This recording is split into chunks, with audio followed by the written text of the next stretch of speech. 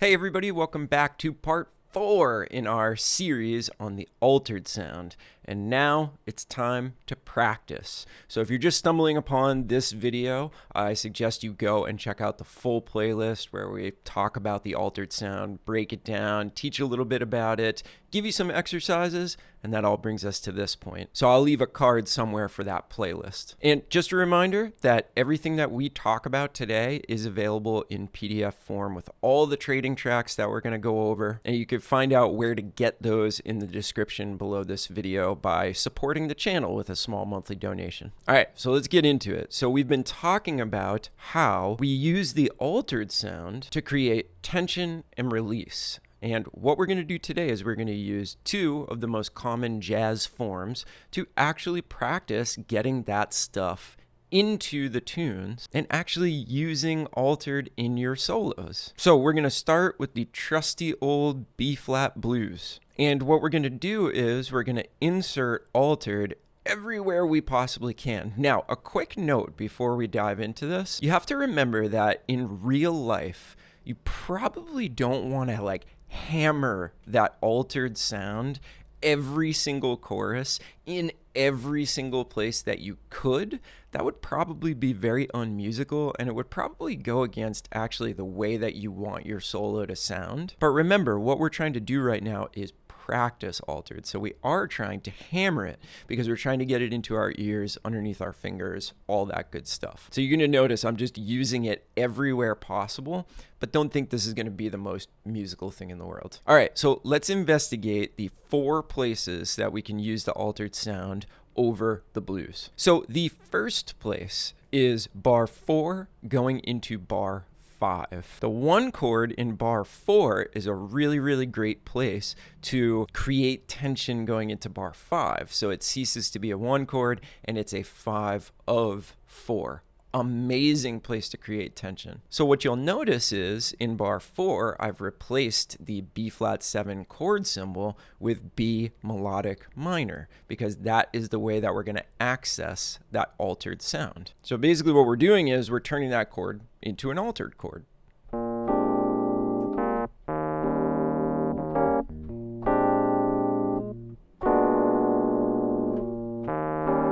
So creating tension there to get us into bar 5. Our second place is going to be bar 8, where typically over a B flat blues, we would see like a G7 flat 9 chord that would push us into the 2 chord, 5 of 2, or the 6 chord, as a lot of people will call it shorthand. So if we have a G7 flat 9 concert there, we want to think about A flat melodic minor. And again, that G7 chord just becomes G7 alt, basically. So if I start in bar 5,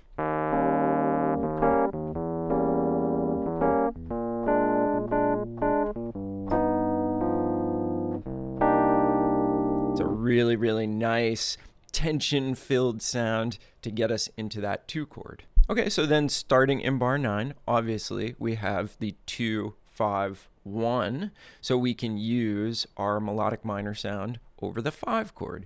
So what would have been an F7, we're going to think F sharp melodic minor concert pitch. Then we're going to resolve that, and then in the last bar, we're going to use it again to push ourselves back into the top, to create some tension coming out of the chorus and going back into the top of the next chorus.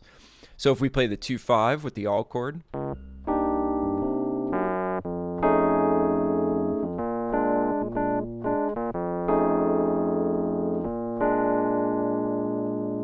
so there you go, 4 opportunities for us to practice and refine our use of that altered sound. Let me play the whole chorus with those alt chords in there.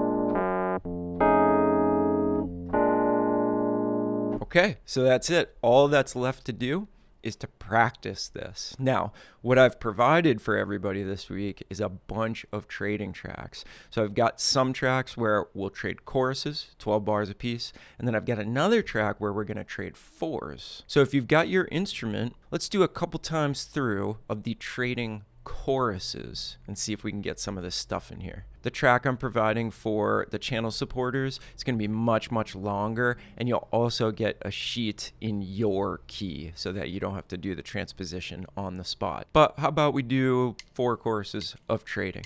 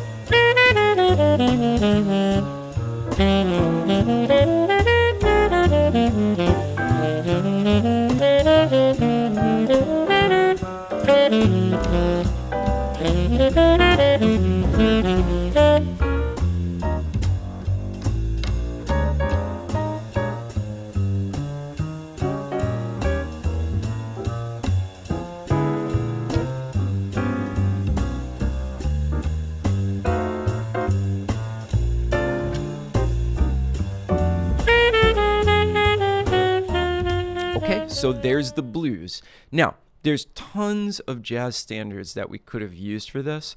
I chose There Will Never Be Another You because I think there's a lot of really great opportunities, again, to use the altered sound in this tune. There's lots of long 2-5-1s in both major and minor, so it's a perfect place to start to put this sound into action. So if we look at the sheet, I am using altered in bar 4. I'm also using altered in bar 8, and then I have one other opportunity in the first half where I'm using it in bar 16. Now, I think about There Will Never Be Another You as kind of A, B, A, C. So in the second half of the tune, we get all the same opportunities to use our altered sound in bar 20, bar 24, and then in the C section, I'm going to use it in bar 31. That's pushing into the end of the tune. So again, what I've done on the worksheet is I've written the actual melodic minor scale that you're going to derive your sounds from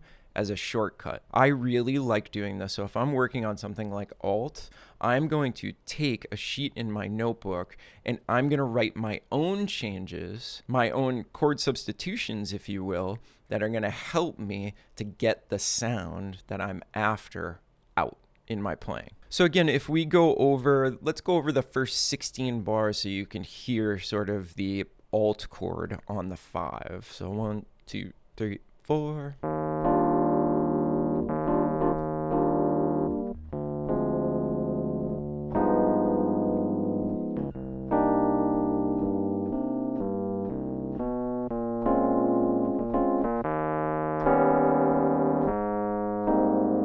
Hear that? Hear how nice the alt chords sound there? They just add that nice, beautiful tension. And again, now the only thing to do is to practice it, to get those reps in.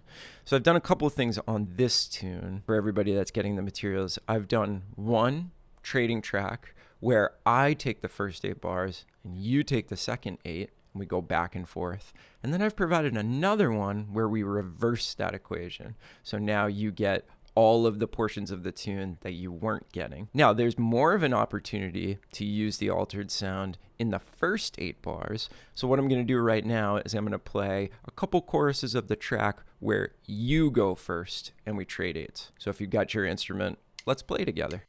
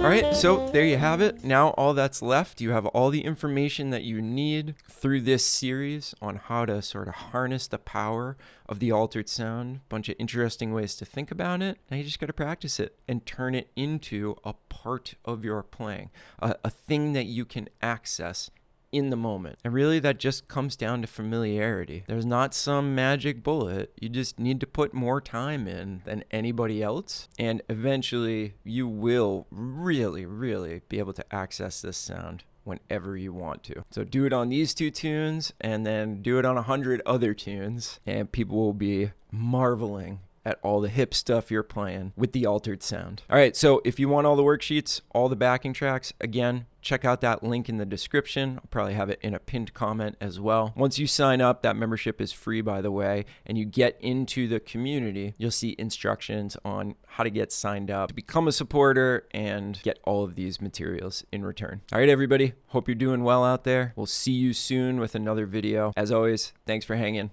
Bye.